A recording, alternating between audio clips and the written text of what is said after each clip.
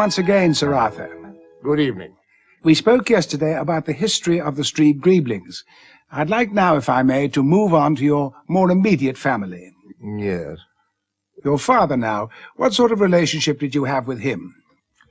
My father was a remote, icy man, remoter, icier, and indeed manlier than I was. Were you close? Well, he was closer than me, but almost from the moment I was born, he wanted no more to do with me. Not very paternal as a father. Instead, he proposed to have me reared by wolves. Fortunately for me, there were very few decent-sized wolves in the Aylesbury area at the time. In fact, the only thing that even remotely resembled a wolf was my Aunt Mary's Pekingese, and my father, in his wisdom, drew the line at me being suckled by a Pekingese. Really? Why?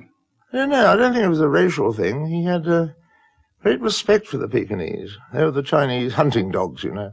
Were they? Oh, yes, they were bred to track down the hippopotami that infested the Footsoi Valley and drag them out of their warrens. Hence the huge boggling eyes which they developed. Yes. Now, a lot of people think the Pekingese developed their huge boggling eyes in order for them to be able to see in the dark down the hippopotamus warrens, but not so. No, not so at all. The reason why the Pekingese developed such huge boggling eyes is purely one of surprise that anyone should ask them to perform such a function. A terribly small Pekingese, and the hippo, by contrast, is gigantic, and it would take about 500 Pekingese working as a team to drag the hippo out of its lair. So my father decided to have me raised by goats. So as a child you ran free with the goats? No, I wasn't free, not free at all, far from it. I was shackled to a post. My father's way of getting me to stand on my own 2 feet.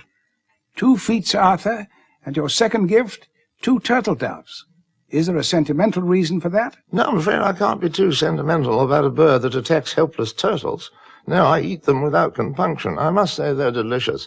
Lovely, lovely turtly flavour.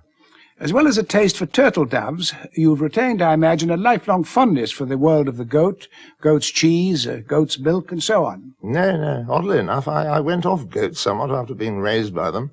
Never taken to goat's cheese. Got a few goat waistcoats, hats, shoes, underwear, things like that, but that's normal. Everybody's got those. Kid gloves, I quite like them, but the actual cheese I've never had much time for. What about your mother? Oh, my mother, by contrast, was a saint.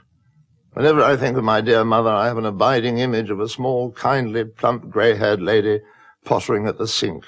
"Get away from the bloody sink," my mother would yell at her, "and get out of my kitchen, you awful, plump, little, kindly woman." We never found out who she was. Drove us all, and I mean absolutely all of us, stark, raving mad. Are you hinting there, Sir Arthur, at your father's breakdown? Yes, indeed. One day, quite without warning, he became utterly convinced that he was a bat.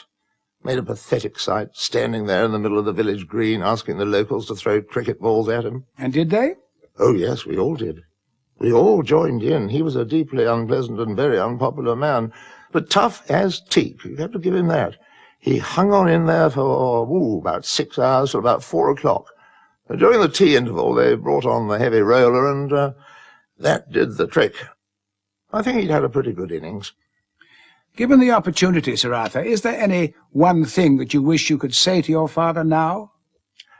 On reflection, I think very much what I ought to have said to him at the time. What was that? Well, something along the lines of, "Watch out, Papa, there's a heavy roller behind you." Thank you, Sir Arthur. Excuse me. Private.